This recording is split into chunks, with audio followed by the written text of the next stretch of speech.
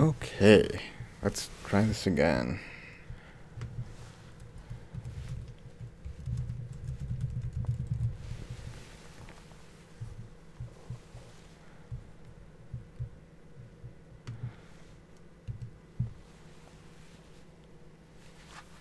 Alright. Hopefully everything is working now. Hopefully everything is working. Hopefully we are back. I deeply apologize for all those technical difficulties. That is exactly how I wanted to spend New Year's Eve, dealing with tech issues on my stream. But it looks like we are back. Lance Newman confirms that we are back. I'm going to roll with that. Unfortunately, when I reset my computer, I forgot to save my list of topics and that I was going to talk about. So this is just going to be kind of off the cuff, and hopefully we will be able to continue here. And that was not fun. Love dealing with technical issues. Yeah, another thing that I wanted to mention is what is coming up in 2018. And, I mentioned quite a... This is the perfect metaphor for 2017. It would not be 2017 if I did not have technical issues. Perfect. Absolutely perfect. Perfect way to cap it off. Let's get all these tech issues out of the way and then be back and ready to rock for 2018. And I had a bunch of people earlier ask if I was going to go to midnight. I wasn't planning on it, but now because of all these technical issues, maybe I will be. Yeah, so hopefully we are back and hopefully everything is working now. Once again, for those of you who don't know, my name is Jeff Malicki. I bring you movie news, movie reviews, trailer reaction videos, box office predictions. Assuming that all the technical issues get worked out, I will be doing a live show every week, probably on Sundays, although that's kind of to be determined at this point. But weekly live show will be coming soon. Don't forget to subscribe and then hit the bell notification icon. That way you don't miss anything. And it looks like we are back. Hopefully that all those tech issues are out of the way. 2017 still has a few hours left, so hopefully all the 2017 gremlins are gone. But yeah, it's not fun. And I'm sure part of it has to do with the fact that I am running everything off of a 6 or 7, or at this point maybe an 8-year-old computer. But it works, and I can't afford to upgrade at the moment. Maybe some of my tax return will be going towards that. I don't know. I really want to get out of debt completely. First and foremost, before I do any kind of upgrades or whatever. But yeah, it's been fun. Looks like everybody's slowly coming back in. We got 5 viewers. How am I doing on my subs? I lost a subscriber somewhere along the line tonight, which is unfortunate. Once again, I do want to get to 325 subscribers by midnight to kick off 2018. That is my goal, although it is kind of appropriate if the last number in my subscriber count remains at 18 to start 2018 with 318 subs. That would be kind of cool. But when I did reach the 300 subscriber goal a couple weeks ago, I set myself a goal to have 325 in the new year. If we hit that, that would be fantastic. If not, so be it. I really wish I would have saved my list of topics, but I was too concerned at getting everything back up and running here. One of the other things that I wanted to talk about is a story came out this past week that AMC is rolling out a pilot program in their theaters to have different pricing for the premium seats in the auditoriums. So, like, the center seats would be a higher price, and then the seats in the front row or the upper corners would be a lower price. And I think that is absolute bullcrap. I think that is just a way of AMC to try to get more money out of the customers. Under the disguise of, hey, well, you can pay a lower price and sit in these seats. Well, who sits in those seats? And how often have you gone to a movie, with the exception of opening week and, during the holidays, where a show is sold out? It doesn't really happen that much anymore.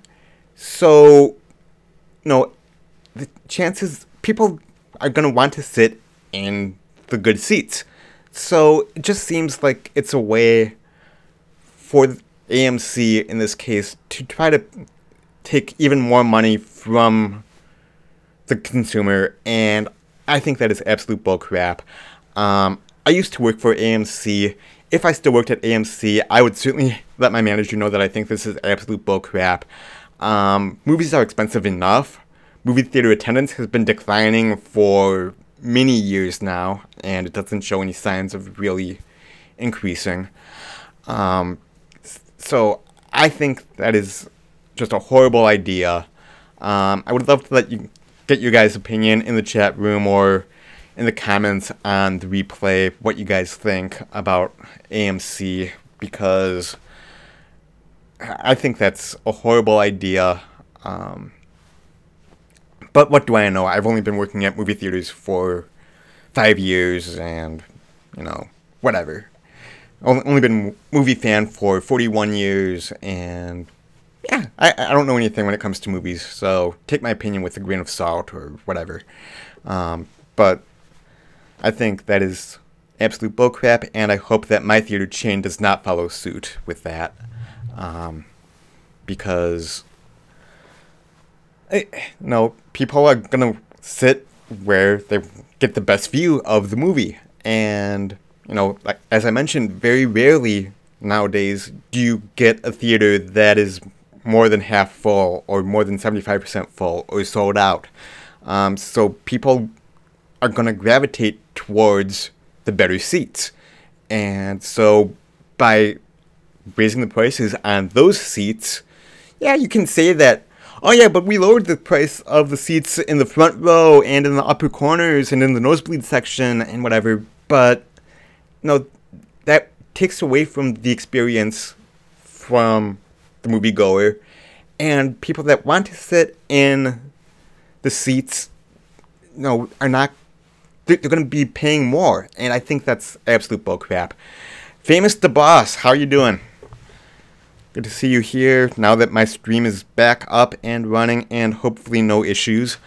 I do apologize for the delays and all the technical issues earlier. Lance Newman says, it's not like it's a huge room like for a concert hall or sports stadium where you're far away from the screen. You're right. And, I don't think that, that's the model that they're going after. That they're kind of basing their pricing model like it's a concert hall or a sports stadium or something like that. And that is the completely wrong way of doing things. There is a reason why MoviePass has been so successful the last couple months. People want to go see movies, but it is just too freaking expensive. And, I think that AMC's plan of, having different pricing tiers depending on where you sit in the auditorium is just so completely misguided and so wrong and such a boneheaded move. I hope that the program does not take off. I hope that other theater chains do not follow suit. But we'll see. I read that report, and I know that John Campea had a rant on that on his show earlier this week as well. And I cannot agree with him more that that is just absolute bullcrap. Famous the Boss says, hello to friends, Carter and Davis. Hello, Famous the Boss's friends, Carter and Davis. How you doing? Thanks for watching. And thanks for putting up with all my technical difficulties, which is par for the course for this year, unfortunately.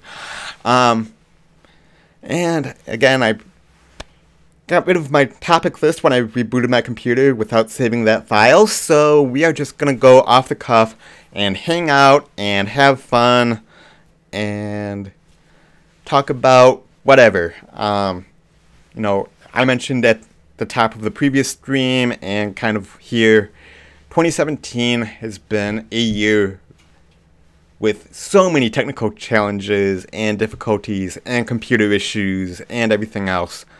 And also quite a bit of depression, which I went into in the first part of the stream from earlier tonight, which I'm not going to recount here.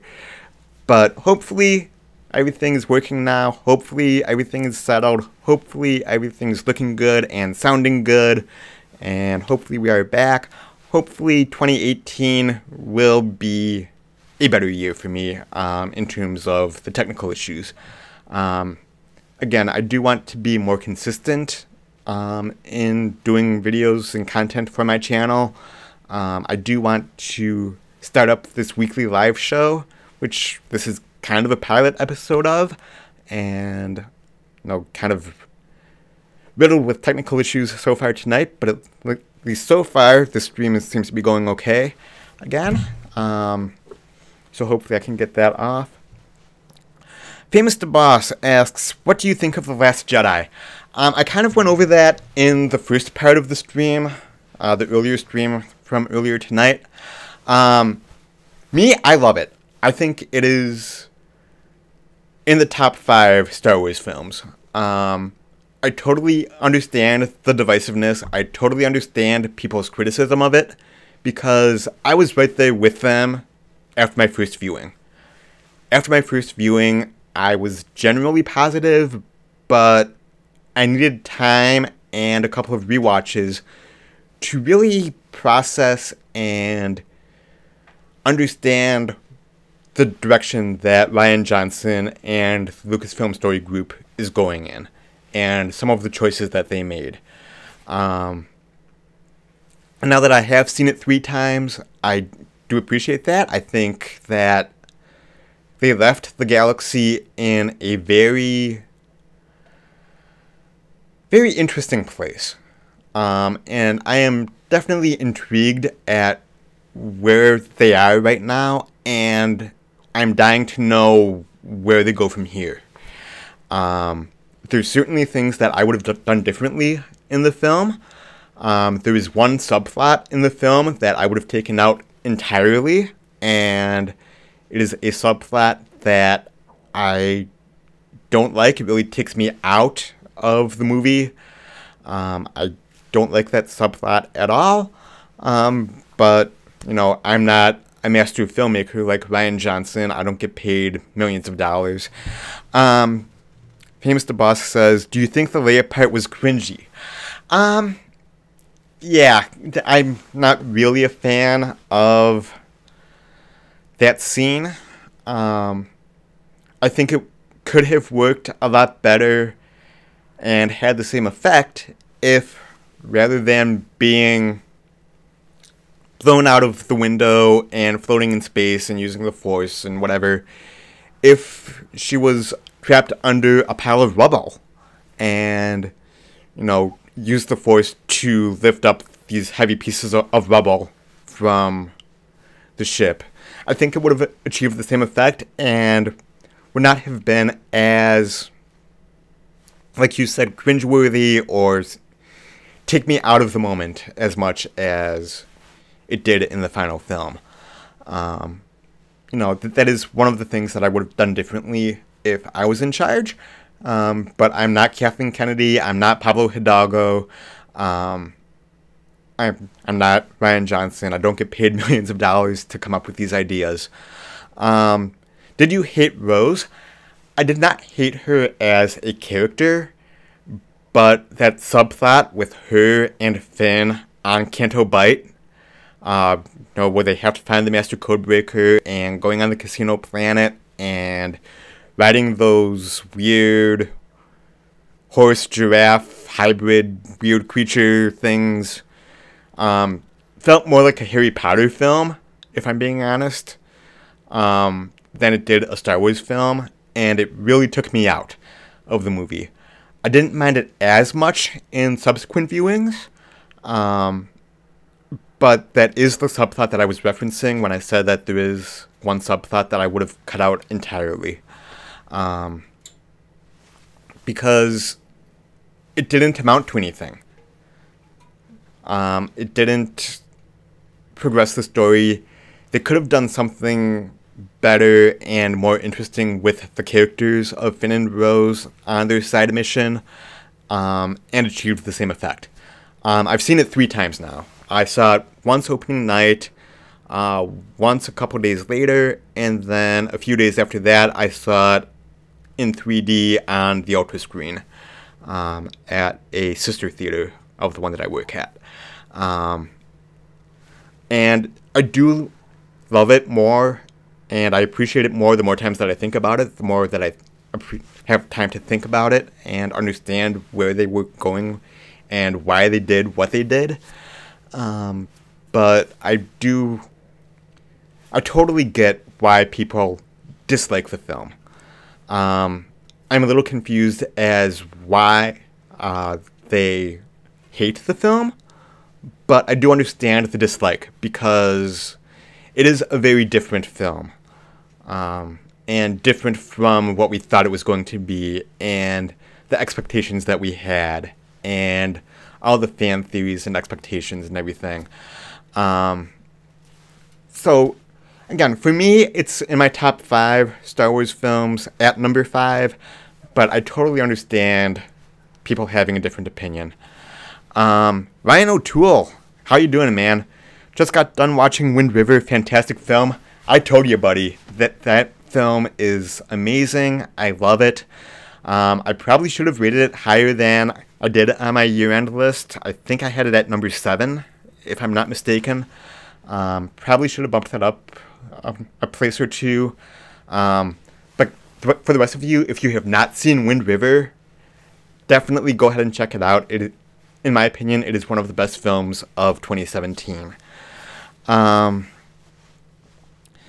Famous the Boss says, I think that the comedy fell flat at some points and the 4-boobed animal was creepy. Yeah, I understand Luke getting the green milk from the creature on the island. I understand that part. The comedy is a good point. Comedy has always been a part of Star Wars films. Excuse me. But the type of comedy in this film, in The Last Jedi, almost felt more like it belonged more in a Marvel film. Just the type of humor, I think, was over the top, and the amount of humor was a little over the top. I definitely agree with that. Brian Rogers asks, did you like the 3D better or just the traditional? I like the regular 2D just fine. I'm usually not a fan of 3D movies, and I don't know if part of that is because I have to wear the 3D glasses on top of my normal glasses, or what it is, but usually I'm not a fan of 3D. I do think that the 3D was done pretty well in The Last Jedi, but no, if I was a paying customer and if I had to pay the upcharge to see it in 3D, I'm not sure if I would. I think the 2D version is just fine. I don't think it was worth the extra charge to see it in 3D. Famous the Boss says, yeah, I think they tried too hard to make it funny. They really did. I understand injecting humor because without the humor, it would have been a pretty dark film with a lot of serious stuff going on. So you do want to add elements of humor. I just think that it was too much humor, and again, the type of humor didn't always land for me. I laughed. The jokes certainly landed, but again, it felt more like it was out of a Marvel film rather than a Star Wars film. Just the type of humor kind of rubbed me the wrong way. Especially the scene near the beginning with Poe and Hux. where Poe's like, yeah, I'm on hold for General Hux. Hello, can you hear me now? I'm waiting for General Hux.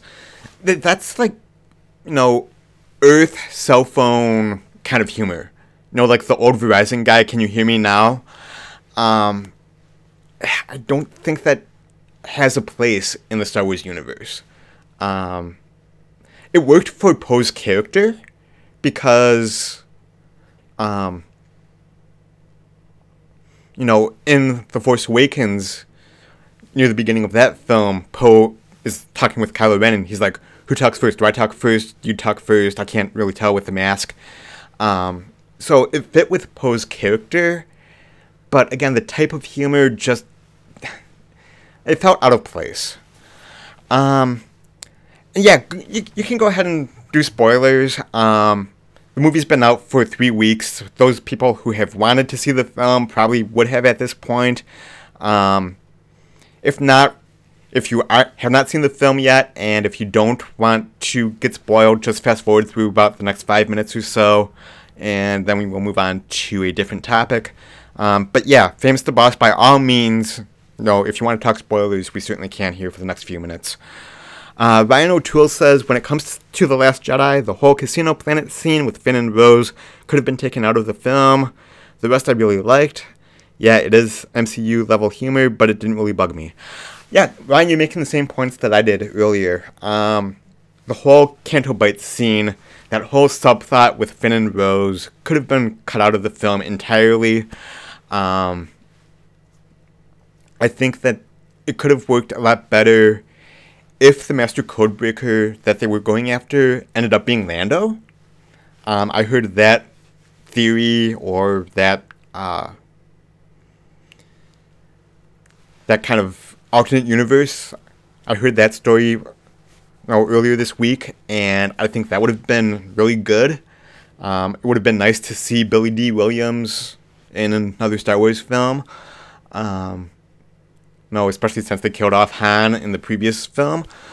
But again, I'm sure that they had their reasons for introducing Benicio del Toro's character, who I really thought, I was kind of on the bandwagon of him being Ezra from the Rebels TV show. I kind of thought that was the road that they were going on, and the fact that he was just some random codebreaker guy who was in jail on the Casino Planet. Again, it's one of the things that I would have done differently. But again, I'm not a master filmmaker. I don't get paid millions of dollars. They had their reasons for doing it, and so be it. Famous the Boss says, do you think Snow really died, or could he have been a Force hologram like Luke? I do think he really died. I have read a couple of fan theories where he may not be Darth Plagueis, but like Darth Plagueis learned to cheat death, and so they could bring him back. A lot of people are saying that Darth Maul was cut in half, and they brought Darth Maul back in Clone Wars and in Rebels, so they could technically bring Snoke back. I don't think that's the route that they're going to go down. I do think that Snoke was underutilized in the film. I understand why they killed him off. I just want to get more of his backstory, either in a novel or comic book or something. I think that he's a really rich character, and I don't think that he was fully implemented in the films. Ryan O'Toole says, if we're talking spoilers, Jeff, did you honestly think that Kylo Ren was going to turn to the light side after he killed Snoke? Yeah, the first time that I watched it, I did think that Ben Solo returned to the light. There were a few moments where I thought that he was turning, and maybe join Rey and, you know, I don't want to say redeemed because I do think he is a completely irredeemable character at this point. But I did, for a few minutes, think that he was going back to the light, at least temporarily. You know, at this point, he is fully committed to the dark side. There is absolutely zero redemption for him. I just don't see a way where Kylo Ren can be redeemed or can go back to the light. Famous the Boss says Snoke died way too early. You are not wrong. I do understand in terms of Kylo Ren's character arc why they killed him off when they did. I just wish that he would have been more developed because I do think that Snoke is a really rich character. And I do hope that we get more of Snoke's story in future novels or comic books or other canon material, because I don't think that we've seen the end of Snoke. I don't think that we've fully heard Snoke's story and where he came from and why he's as powerful as he is in the Force. I do think that there's a lot more of Snoke's story to be told, and I do think that we are going to get that. It's unfortunate that they didn't explore more of his story in the films, but it is what it is.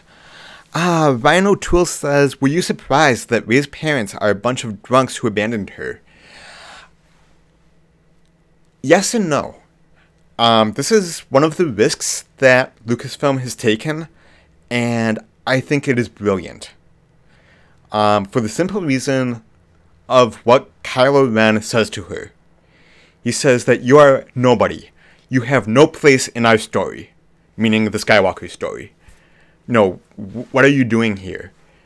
And the change of direction that Lucasfilm appears to be taking is that you don't have to be a Skywalker.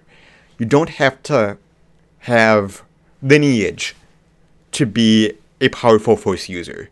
The Force lives within all of us. And I think that point is driven home at the end of the movie with Broom Kid. You know, you see Broom Kid. That's the name that I'm calling him. You see Broom Kid use the Force to grab his broom and sweep up the stable and then hold it up like it's a lightsaber. You know, and I really appreciate that. You know, I appreciate that change of direction where anybody can be strong with the Force. You know, it is your duty and your obligation to do right against evil. I love that part of the story and that change of direction that they're taking. The Force mysticism. I don't know. I just really love that aspect of the story. Famous the Boss says, lies, deception, more lies. Kylo could have been lying to Rey. There is a part of me that thinks that you're right. That he was using Rey in a moment of weakness to try to get her to join him.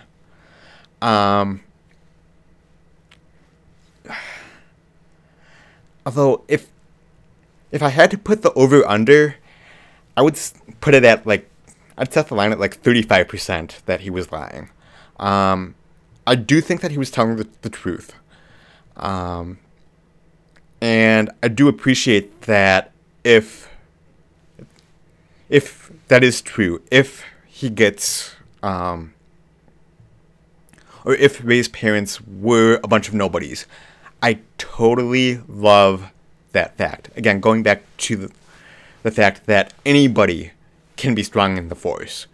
No, that anybody can tap into that and use that to fight evil. I think that is a genius way of moving the story forward past the Skywalker saga. And actually, John Campea brought up this point too quite a bit on his shows, is that, the Star Wars story is not the Skywalker story. The Skywalker story is just a small period of history. Similar to America, like the story of America is not the story of the Kennedys, although there was a small period of time where the Kennedys were the most powerful, the most influential, the most whatever in American history. But the story of America is not about the Kennedys. Similarly, the story of Star Wars is not necessarily about the Skywalkers. I think that was a great point that Campea brought up and mentions quite often. Sir Deadpool says, I hope that we get a Kylo and Rey 50 Shades of Grey scene in the next film. Not gonna happen.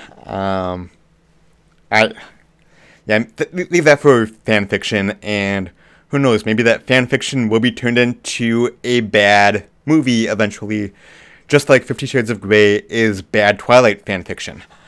Ryan O'Toole says, why did Rose have to save Finn at the end? That would have been a great sacrifice. Also, 95% of this movie, Finn and Rey are separated from each other, and that killed me. Again, that is something that I would have done differently.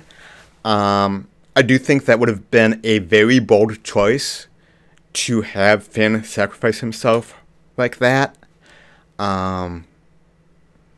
I actually think that would have made the film a little bit better. Disney, or Lucasfilm under Disney, has shown that they aren't afraid of killing off characters in major ways like that.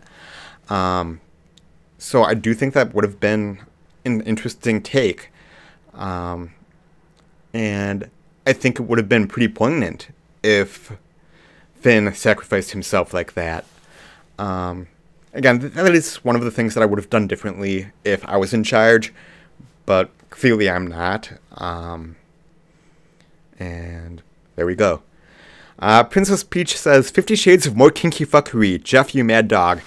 Yeah, if you guys don't know what she's talking about, one of my most famous videos on my channel is my review of 50 Shades Darker that I did a year ago. And one of the phrases that Anastasia says to Christian Grey in the film is kinky fuckery. And in my review, I just went off on that phrase and how idiotic it is and whatever. So yeah, that's kind of funny that you bring that up. Ryan O'Toole says, also Captain Phasma, she's more of a wasted character than Boba Fett. You are not wrong. They built up Phasma to be a complete badass in the marketing of The Force Awakens, and less so with the marketing of The Last Jedi.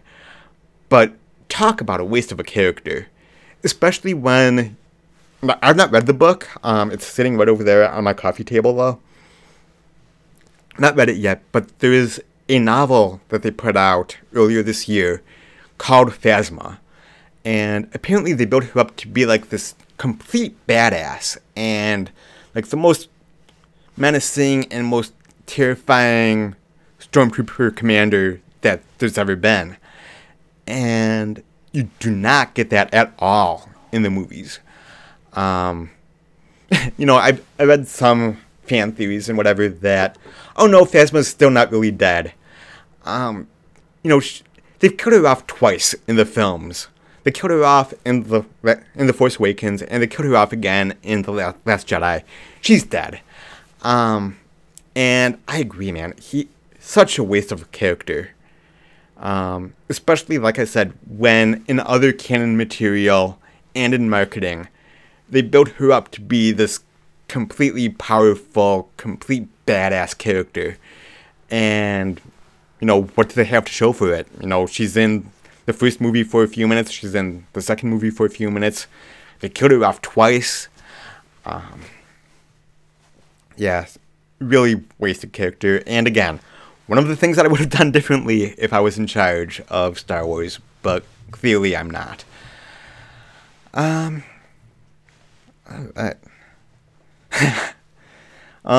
Deadpool. Phasma is as dead as Carrie Fisher. You are, unfortunately. Yeah, and I was really struck. I was ushing on the 1 year anniversary of Carrie Fisher's death, and walking into the auditorium during the end credits and seeing that that card that they put up on screen in loving memory of our princess Carrie Fisher, I almost teared up and broke down right then and there again. Yeah, it's such a shame that Carrie's no longer with us. And it's going to be so interesting to see what they do with the character of Leia in Episode 9. I really thought, when she got blown into space and was in the coma, that they would have killed her off then. And also the scene with Laura Dern's character, where they say their goodbyes and whatever, and saying somebody has to stay behind on the ship, whatever. I honestly thought in my first viewing that Leia was going to be the one staying behind and sacrificing herself. But that's not how the story went. Leia is very much alive at the end of The Last Jedi. So I am very interested in seeing how they deal with that in Episode 9. Because unfortunately Carrie passed away a year ago and didn't film any of Episode 9. And yeah, that's just a complete tragedy. Lance Newman says, I read the Phasma book and it painted her as a person who would do anything to survive. That's exactly what I'm talking about, man. From everything that I've read, the Phasma book paints her as this complete and total badass of a character. And, they killed her twice in the movies and completely underutilized her as a character. And yeah, I don't understand the reasoning for that at all. Let's see. Ryan O'Toole says, Luke at the end facing Kylo Ren, the part where he shrugged his shoulder was awesome. Yeah, the little... that was incredible. Sir Deadpool, Ryan, nice stream yesterday, my dude. Glad to see you hanging out in Jeff's stream. Yeah, Ryan O'Toole has been a great friend this past year here on YouTube, along with a couple other guys that I talk with on a daily basis. But yeah, it was great hanging out on Ryan's live stream yesterday. Awesome collaborating with him a couple times on his show Rotten or Fresh. Was glad to have that. And once again, Ryan, we'll have to keep in touch here in the new year. I'd love to have you on my channel as part of a collab as well.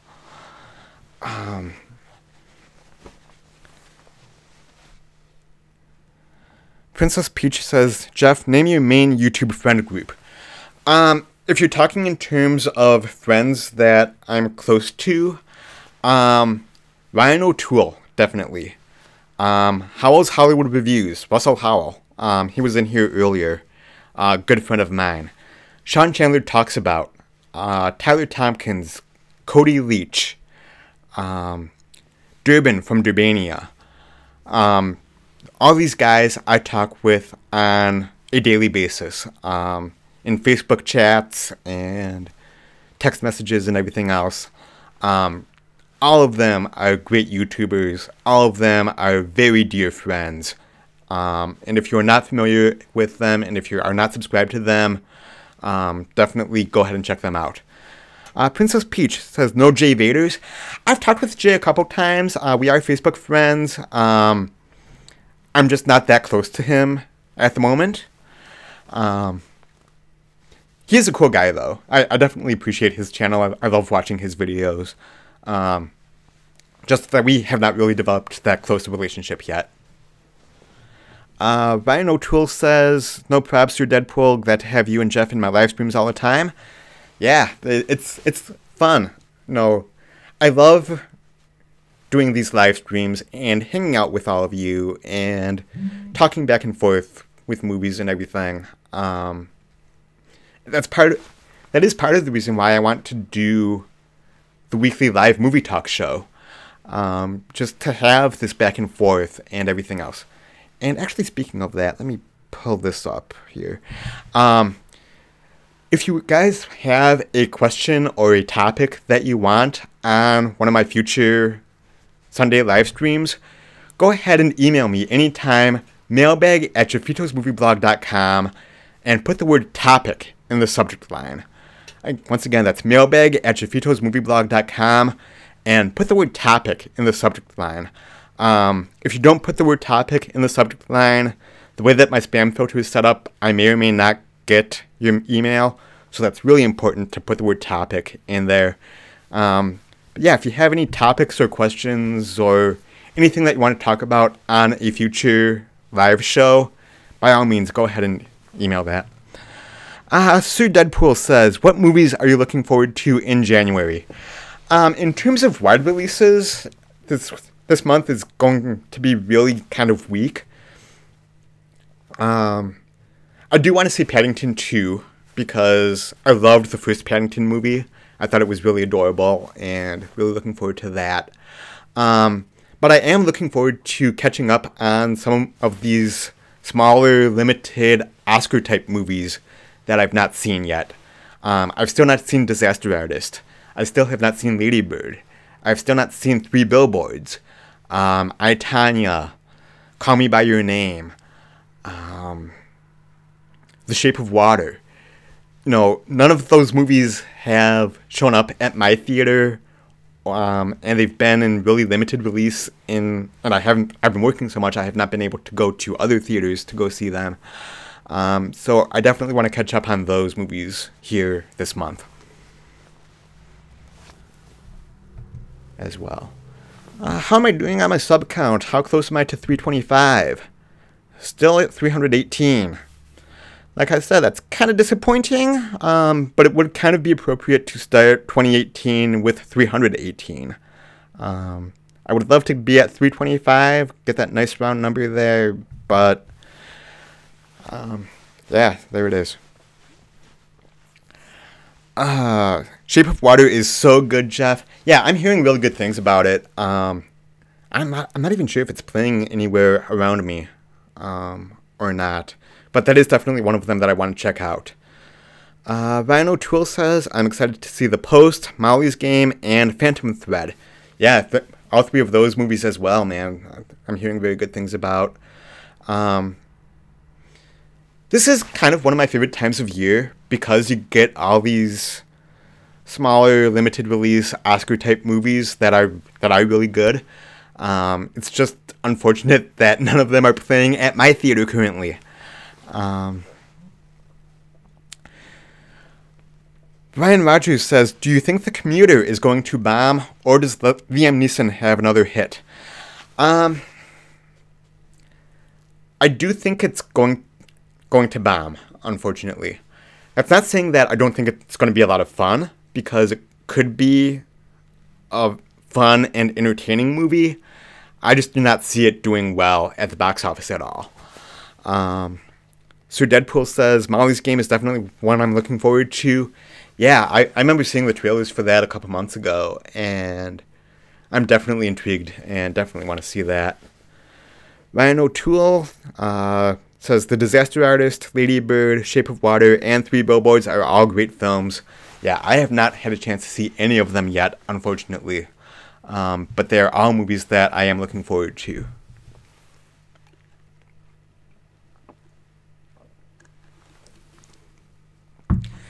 And again, that's why in my top 10 list that I put up a couple of days ago, I only ranked the movies that I was able to see. All those films that you just mentioned, plus a couple others, I did not see, and therefore I could not put them on my best of the year list, unfortunately. If I revisit that list after I see all those films, maybe, I'm sure quite a few of them will be on the list as well.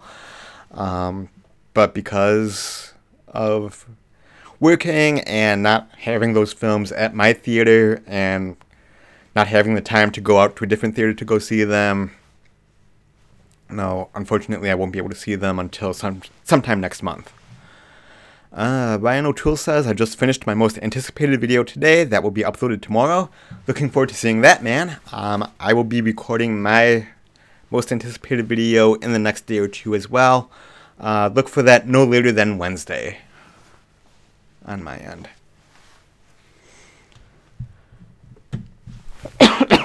Excuse me. Yeah, this is just so much fun. I love hanging out with you guys and talking movies and kind of going freestyle because, once again, when I had to restart the live stream and restarted my router and restarted my computer, I forgot to save my list of topics that I had typed up. I think we've covered pretty much all of it, though, that I wanted to talk about. Sir Deadpool asks, do you work a lot in January? Hope to get some great content out of the way. Yeah, I will be working a lot. You know, unfortunately, YouTube does not pay the bills right now, so I do have to work 40+ hours a week at the theater. That said, I am trying to restructure things and make room in my schedule to do all that other stuff and still develop great content for all of you and, excuse me, and to be more consistent and put out videos on a more consistent basis. Lance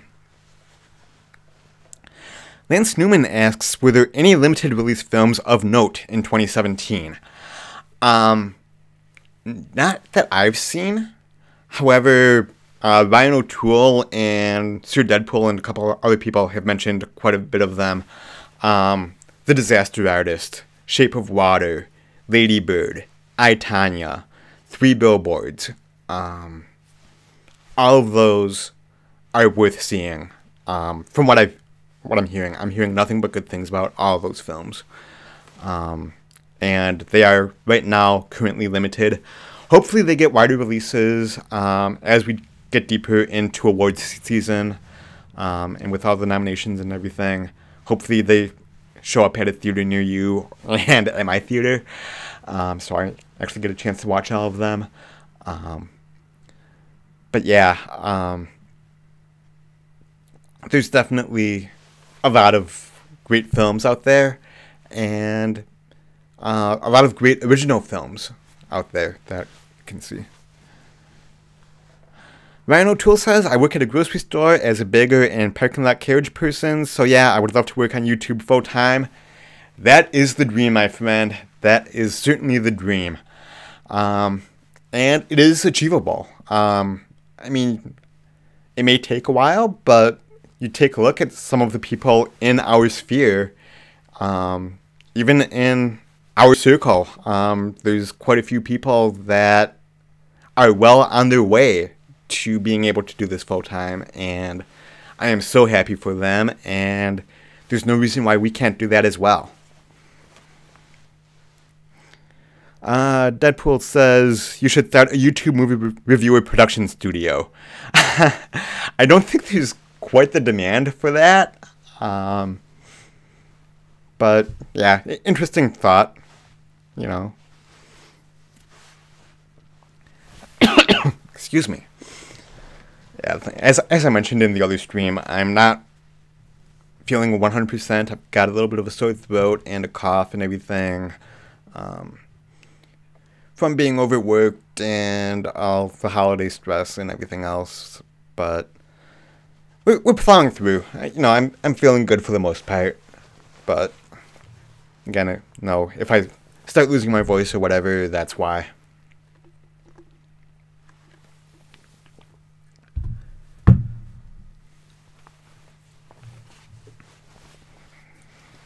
James Carpenter says, hope I didn't get you sick, Jeff. No, I've not been feeling 100% since before Star Wars. And, you know, I'm feeling mostly good, but there is a little bit of a sore throat, and I've lost my voice a couple times and everything else, so No worries, man.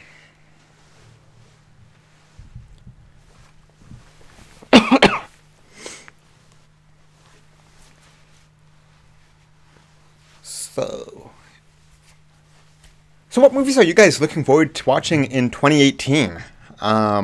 There's quite a few potentially big movies coming out. For me, definitely Infinity War has got to be near the top of the list. I'm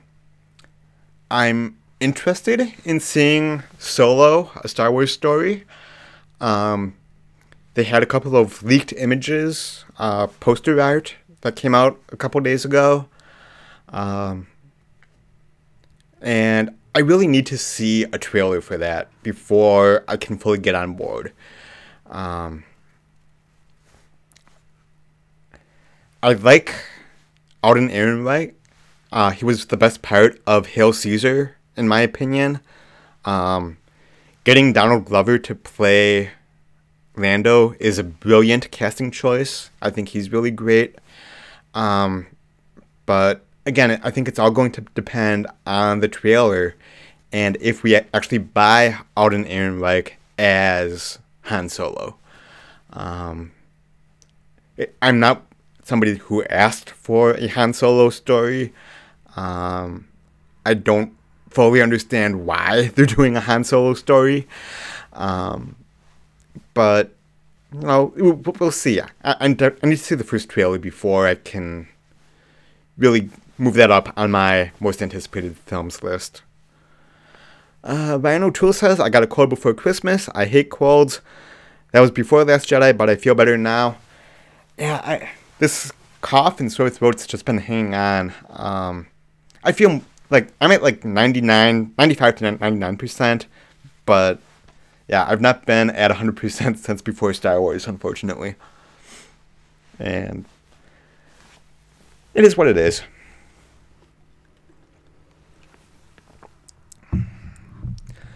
Lance Newman asks, favorite MCU films? Funny that you mentioned that, because one of the things that I'm going to be doing starting this week is I'm going to be reviewing all of the MCU movies leading up to Infinity War. I think it was Sean Chandler who pointed out the fact that it works out perfectly if you review one MCU movie a week, including Black Panther, leading up to Infinity War. The math works out perfectly. So look for a retro review of Iron Man coming out later on this week. We're looking forward to that. And then in terms of favorite MCU films, I will be doing a ranking of the MCU films both before and after Infinity War. Ryan O'Toole says, Infinity War, Black Panther, Deadpool 2, Incredibles 2 for sure. Also, The First Man, which is Damien Chazelle's next film about Neil Armstrong, starring Ryan Gosling. That's right. I completely forgot about First Man, but thank you for reminding me about that. That's definitely one of my most anticipated films.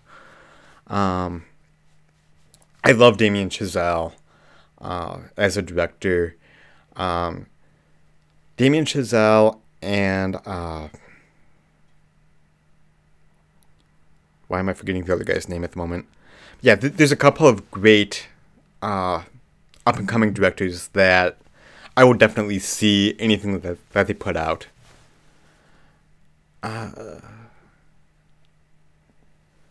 James Carpenter says, looking forward to The Man Who Killed Don Quixote, Terry Gilliam's new film. I think that's supposed to come out in 2018. Yeah, I think you're right. He's been working on that film forever.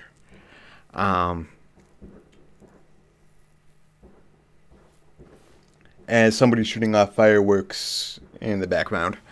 I don't know if you guys can hear that or not. It's either fireworks or gunshots. I don't know. I don't know which. Hopefully it's just fireworks.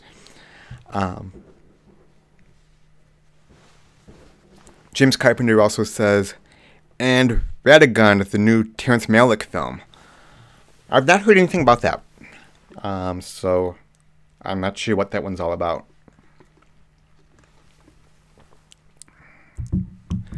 Hey, Adam from Almost Sideways in the chat room. How you doing, man? Happy New Year. Ike Alvarez says, Karen Gillan or Zoe Saldana? In terms of who I think is more attractive or whatever, both of them are very fine young women. I like both of them. I would probably have to go with Karen Gillan, though. And Ryan O'Toole, yes. Denis Villeneuve, that's the other director, besides Damien Chazelle, who I'm looking forward to seeing anything that those two guys do. Both of them are fantastic up-and-coming directors in Hollywood. I love all their movies and cannot wait to see what they do next. Adam from Almost Sideways says Karen Gillan as well. Yeah, you're not wrong.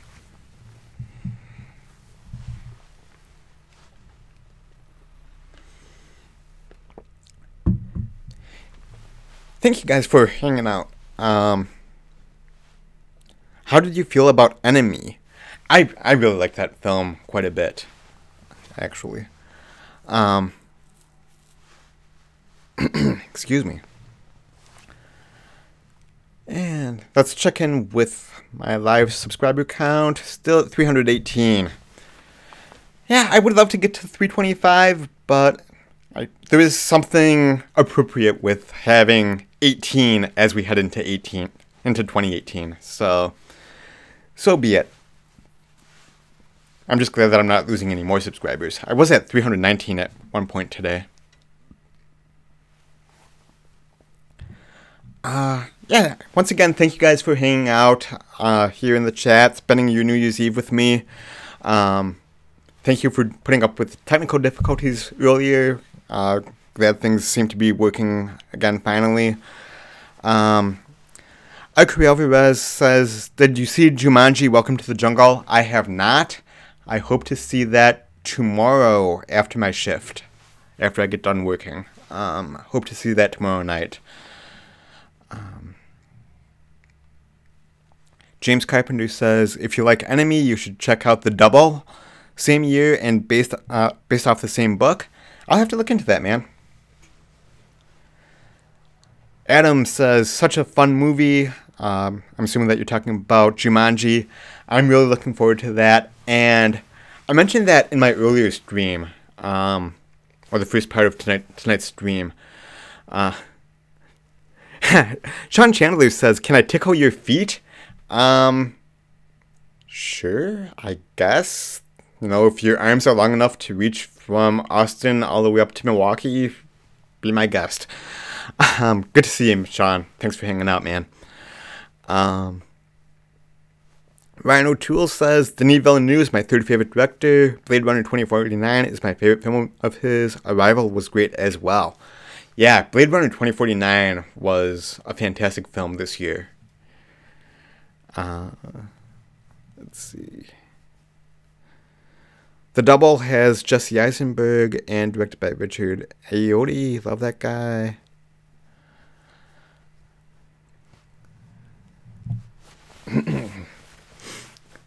Sean Chandler acting like a goofball like he always is, saying that he gives great foot massages. I appreciate that, but I don't think that your wife would appreciate that too much. Ike Alvarez, Infinity War predictions. Probably the #1 movie of the year. I don't think it's going to open high above 200 million. It'll probably hit like 160 to 180. If you're talking in terms of what I think is going to happen in the story, I don't know, and I want to be surprised. I don't really make predictions or have expectations of what I want to see going into a film. You know, I just like to see the movie play out as it is. Adam says, prediction, there will be a war that will last to an infinity. You're not wrong. You are not wrong. Sue Deadpool says, Sean, once you hit 10,000 subs, you need to bring back Masters of Movie Trivia. I would love that. I hope that there's a season 2, but I totally understand the cost benefit and all the work that goes into making a show like that for a limited amount of views. So yeah, that's up to Sean. I would love for there to be a season 2 of Masters of Movie Trivia, but I totally understand if you decide to call it quits. Ryan O'Toole, prediction, no Infinity War. Yeah, they're just going to cancel Infinity War, and all this marketing is for naught, and everything else. Sure. Iker Alvarez says Masters of Movie Trivia Season 4. There needs to be a Season 2 before there can be a Season 4, Iker. And at this point, I'm not sure if there is going to be a Season 2.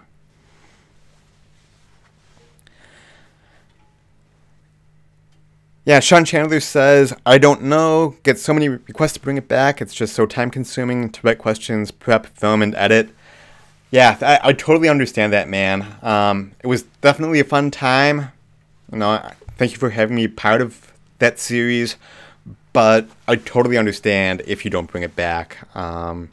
Just from like I said, from a cost-benefit analysis, it's probably not worth it. Adam says, I want to see Tyler Tompkins versus Jeffito in Rotten or Fresh. I would love to have a rematch against Tyler, although Tyler is a cheat and a hack and a scumbag, and you saw what happened to me in episode 2 of Rotten or Fresh. I got my ass kicked by him, and the same thing will probably happen again if we face off in season 2. Sean Chandler, what do you predict will be the Rotten Tomatoes score for Solo, A Star Wars Story? Will it surprise or disappoint? That is a good question. And I honestly cannot give you an answer, Sean, until I see the trailer. Because I really think it's all going to come down to, do we buy Alden Ehrenreich as the character of Han Solo? If yes, and if the trailer looks good, I think that, it could be a solid Star Wars film. However, if you get Alden Ehrenreich doing a Harrison Ford impression, or just something about his portrayal of Han Solo is off, then I think it's going to be a very disappointing film, and dare I say, it may even receive a rotten score on Rotten Tomatoes. James Carpenter says, I would do all the work for it as long as I get more movie trivia. Hey, there you go, Sean. James is willing to put in the work. Adam says, hopefully Solo is a surprise. My guess is 75%. That is a good line. As far as an over-under, that's a good line to set at 75%. Again, until we see the trailer, yeah, I'm gonna say 75%. I'm right there with you, Adam. 75% is pretty solid. Ryan O'Toole says, Rotten or Fresh Season 3, I am Thanos. No way the Evolution can beat me in a match. Iker Alvarez predicts a Rotten Tomatoes score of 65% for Solo. It could be 65% or lower, depending on the trailer. And depending, again, on whether or not we buy Alden Ehrenreich as Han Solo.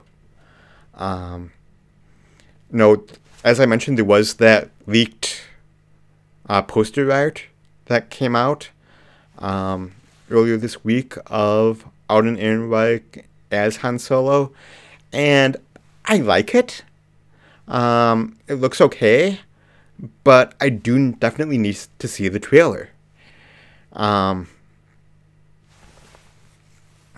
It's going to be interesting, and hopefully we get the trailer here in January, so we can finally, have a little bit more confidence or lack thereof in Solo.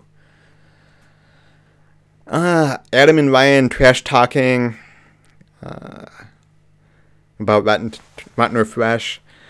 Sean Chandler says, man, I just don't think you realize how hard it is to write good trivia questions. There's real art to crafting a question which is challenging but intriguing. Yeah, you're not wrong.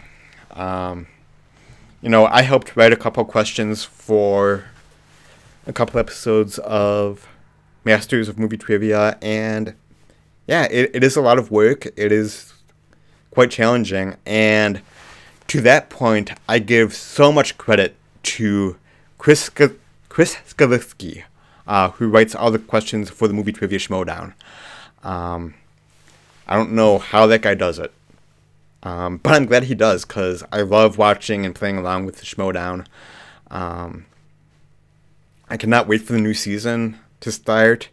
I do like that they are incorporating more storyline into the Schmodown and really playing off that WWE angle. I think it's fantastic. Ken Knapsack turning heel and joining the Lion's Den is just one of the biggest plot twists in history. I love it. Helped by the fact that he and Grace Hancock are dating in real life. I'm sure that's part of the reason why they wrote that into the story.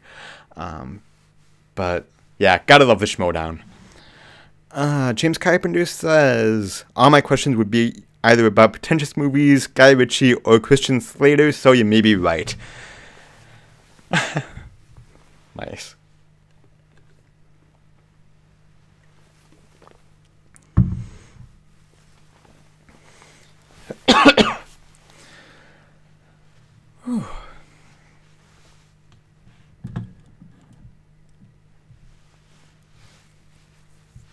Yeah, as I mentioned in the first live stream, this was supposed to be kind of a pilot episode for the live shows that I want to start doing. Unfortunately, I lost my topic list, so I can't really talk about everything. And even though I have the Elgato Stream Deck, which is a really cool device, by the way. Let me plug this for a while. The Elgato Stream Deck is a really cool device that lets me put in graphics and do all sorts of fun stuff real easy at a touch of a button, rather than using a keyboard shortcut or hotkeys or anything. So even though I have that, I didn't really do a whole lot of production work in the topics, because I figured this live stream was just going to be more of a hangout anyway, so that's cool. Adam says, if you love stories, wait until Season 2 of Rotten or Fresh. The Evolution is the only story. Yeah, I'm looking forward to Season 2 of Rotten or Fresh on Ryan's channel. It is a lot of fun. If you guys have not checked it out, go over to Ryan O'Toole's channel and check out his game show, Rotten or Fresh. Excuse me. Basically what it is he gets a group of competitors on, and you have to try to guess the Rotten Tomatoes score for various films. A lot of fun. There's not much strategy to it other than studying the categories that Ryan sends out a day or two before filming, which I didn't do the first time, and that may be why I did not do that well in episode 2. Did a little bit better in the Redemption episode because I did actually study the categories, but yeah, definitely go over to Ryan's channel, show him some love, check out Rotten or Fresh. What would your Schmodown name be? As far as a nickname, I don't know other than Jeffito. I don't really have a nickname. Who are some of your favorite performances from this last year? Wow. There were quite a few. Off the top of my head, I think that Patrick Stewart should get a Best Supporting Actor nomination for Logan. I would love to see Daphne Keane get a Best Supporting Actress nomination for Logan, because I thought she was fantastic. I still have not seen I, Tonya or Three Billboards or Lady Bird, although I'm hearing that there's good performances there. have not seen The Darkest Hour or Phantom Thread or any of those movies for Best Actor that will probably end up getting Best Actor nominations. Hard to say off the top of my head. I'd have to think about that some more and see more of these Oscar-type movies, because unfortunately I have not had the chance to yet. Iker Alvarez asks, what do you think will be the Rotten Tomato score for Infinity War? I think 97%. It's probably a little high, Iker. I'd have to look at some of the other MCU films and what the Rotten Tomato scores are. It could maybe be in the 90%, but I think more like lower 90s. Like maybe like a 91, 92, 93%. But yeah, I do think 97% is a little too high. But we'll see. It looks fantastic. I'm definitely looking forward to it. It is one of my most, if not the most anticipated film for me of 2018. Yeah, we'll just have to wait and see. Sean Chandler says, if someone wants to make Masters of Movie Trivia from me, I'll still write questions. I wish I had time to devote to taking over Masters of Movie Trivia, because that could be a lot of fun. Maybe we could get a couple people together and, kind of make Masters of Movie Trivia more of a big collaboration. Set up a separate channel just for that. That may be a way to keep that series alive. Sir Deadpool says, it'd be cool to see a live stream coming out every month about what videos will be coming out. Do you mean in terms of what videos I'm going to do, or what Blu-rays are coming out, or whatever? I will be doing a live stream at least once a week. Like I said, I do want to do, and that was kind of the impetus of this live stream. I do want to do a weekly show kind of based off of Collider Movie Talk or the John Campea show or something like that. Also, going back to the consistency thing, I definitely want to bring back Opening This Week, or New Movies This Week, or whatever I'm going to call it, to get better SEO. I do want to bring back my Blu-ray show where I talk about the new movies that are hitting Blu-ray every week.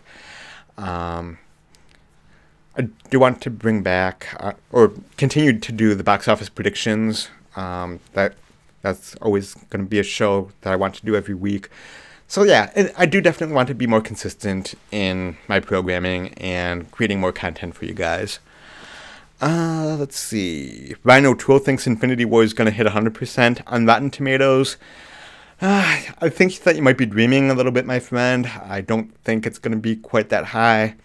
It may be at 100% for a while, but it would have to be an extraordinary film to end up at 100%. Tom Fagioli says, I think Infinity War will have a score of 89%. That's probably a safe bet. No, I'm thinking probably high 80s to low 90s. Ryan O'Toole says, what is your ranking of all the episodes of Rotten or Fresh? And then Tom says he's making a video on that.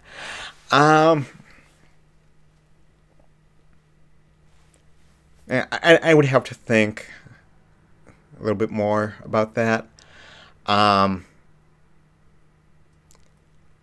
I think, and this is just off the top of my head, Ryan, so don't hold me to this, but I think I would have to go Redemption, A, because I was in it, and B, it was just a really competitive match. Redemption, Episode 4, The Championship, Episode 2, 3, and 1, I think. yeah, I'd have to go back and rewatch those and kind of think about it some more. But I think that's how I would rank them.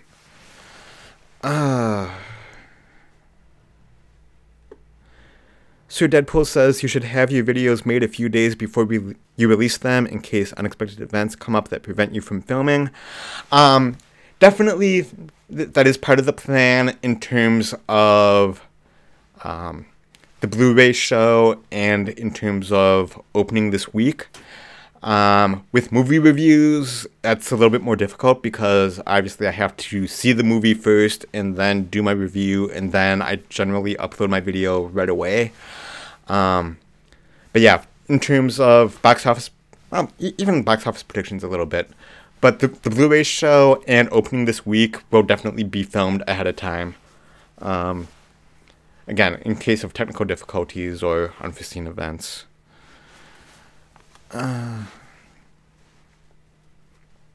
Ryan says, okay, that's insane, 93%. I'm assuming that you're still talking about Infinity War. I think 93% is right on target, to be honest. I'd have to take a look at some of the other MCU movies to see what their Rotten Tomato scores are, because I don't have that information off the top of my head.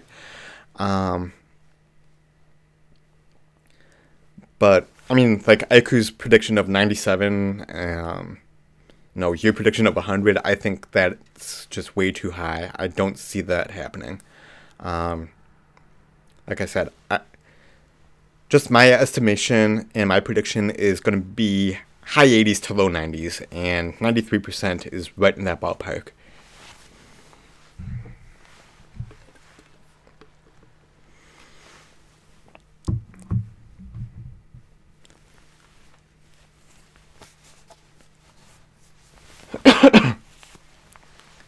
Excuse me. Let's check in with my sub count once again. We are still at 318 subscribers. Kind of sucks, but again, there is something kind of appropriate having the number 18 as we enter 2018, so I'm okay with that. I would love to have 325 by midnight as we enter into the new year, but if it has to stick at 318, that is kind of an appropriate number, so I'm happy with that.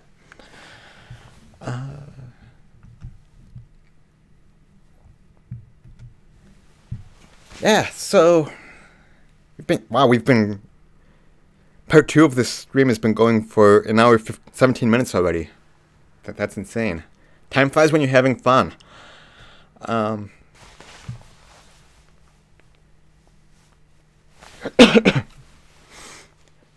Yeah, anything else that you guys want to talk about, or any other questions or anything? If not, I will probably disconnect at the top of the hour and take a break and have some birthday cake. It's a silly tradition that I started back about, this might be the 20th year. Tradition that I started back in 1997 when I first moved out on my own, living on my own for the first time, is buying a birthday cake from the store to have on New Year's Eve. Don't know why. Don't know why I did that, but it's a tradition that I started way back then. Like I said, this is like the 20th year, and I've been doing it every year since, and it's just something fun and something that I look forward to because I love birthday cake, and it's like one of the best things ever. So, yeah, if you guys don't have any other questions or topics that you want to talk about today, I'll probably be wrapping this up here in the next couple minutes and signing off. Thank you guys so much for hanging out and for sticking with the technical difficulties and everything else that went on tonight. That's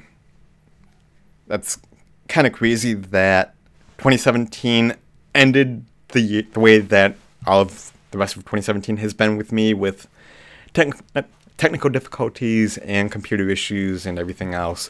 But hopefully we got that squared away, and hopefully 2018 will be nothing but good things. Really looking forward to the future of this channel. I think I mentioned in this stream as well, or if not, I mentioned at the beginning of the previous stream, my goal is to hit 1,000 subscribers by my 2nd anniversary on May 8th. I think that's a very achievable goal. I think that's a very realistic goal. If I get there before May 8th, that would be absolutely amazing. But that is the goal that I'm setting.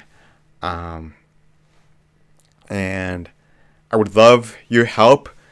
If you love what I'm doing here, share my content out there, share my videos, share my channel with other movie lovers. We're at 318 subscribers. There is room for so much more. Again, it is so humbling and so... I get emotional when I think about that. To think that there's 318 people out there who appreciate and are interested in my opinion on movies enough to hit that subscribe button and watch all my videos and everything. I mean,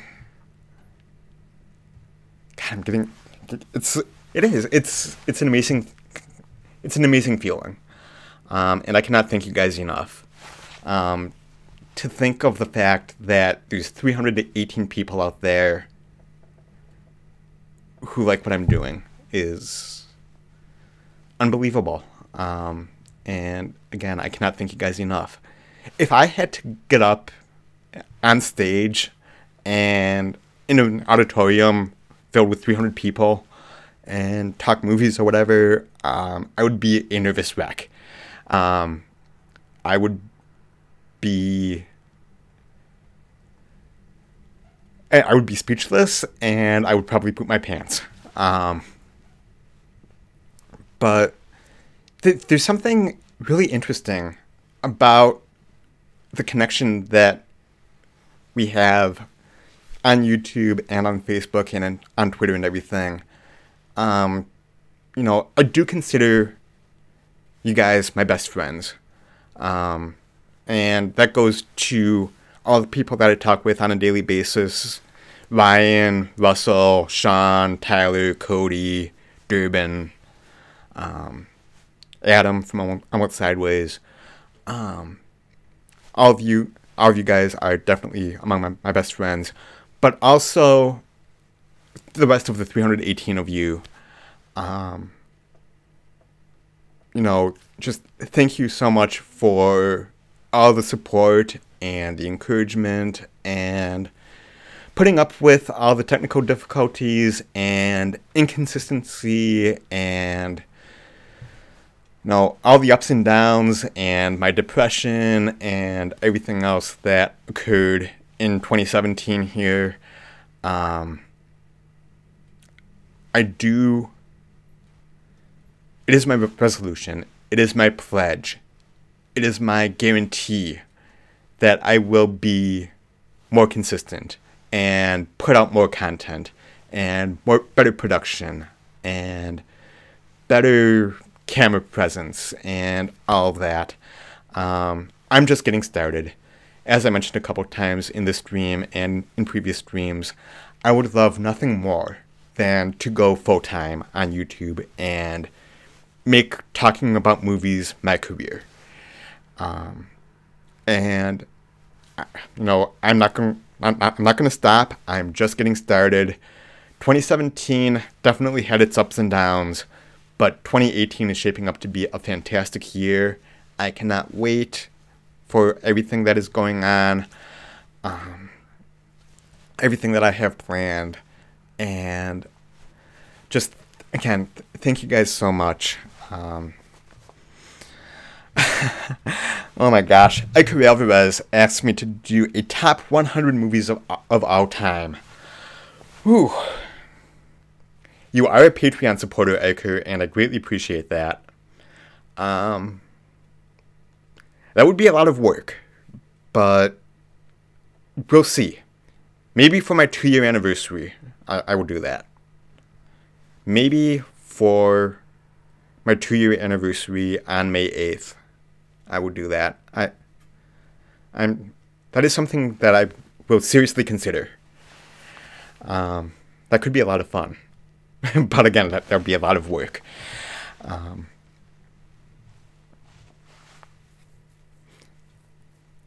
Yeah, I'm going to wrap things up here and take a break and have some birthday cake and enjoy the rest of my night. Thank you guys so much for hanging out, and again, thank you for everything in 2017. Made some amazing friendships and had some great collaborations with some of you, and I cannot wait to do more and build those friendships and do more collaborations and do so many great things here in 2018. Thank you so much for watching. Be sure to subscribe and hit that bell notification icon if you have not. You know, we have 318 subscribers. There's room for so many more in here. I love each and every one of you. Thank you so much as always for watching. And until next time, I will see you at the movies. Happy New Year. Bye-bye.